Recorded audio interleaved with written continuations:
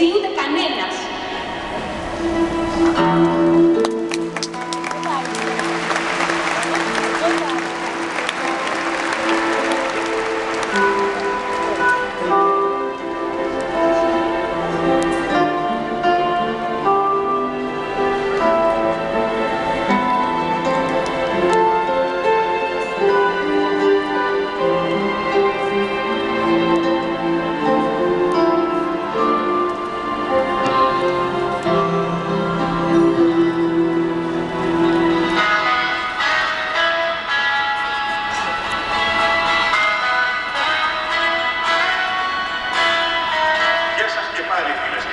Συζητάμε με τη Λένα Νικολάου για το βιβλίο της με θέμα «Το γάμο σήμερα».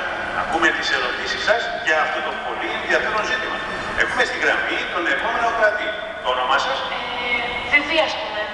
Κυρία Νικολάου, τι κάνει σαν ο άντρας που δεν ασχολείται ποτέ με σένα και τα παιδιά, αλλά όλο τον ελεύθερο χρόνο του παίζει μπάλα ή βλέπει μάτς στην τηλεόραση? Όσο καιρό σου φαίνεται έτσι? 10 χρόνια πριν παντρευτούμε ακόμα. Φαίνεται πως ο άντρας σου έχει μάλλον προσωπικά βιώματα που επηρεάζουν καθοριστικά το πώς βλέπει τη σχέση σας. Ναι, αλλά τι μπορώ να κάνω? Ίσως τίποτα. Δεν είναι ανάγκη όμως να τον ανέχεις εκεί για πάντα. Δηλαδή, τι προτείνετε? Η γνώμη μου είναι να τον αφήσεις ή να του πεις να φύγει εκείνος.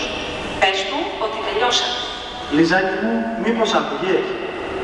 Όχι, στο πάτωμα το άφησα, Συγγνώμη, αγάπη μου. Δεν πειράζει.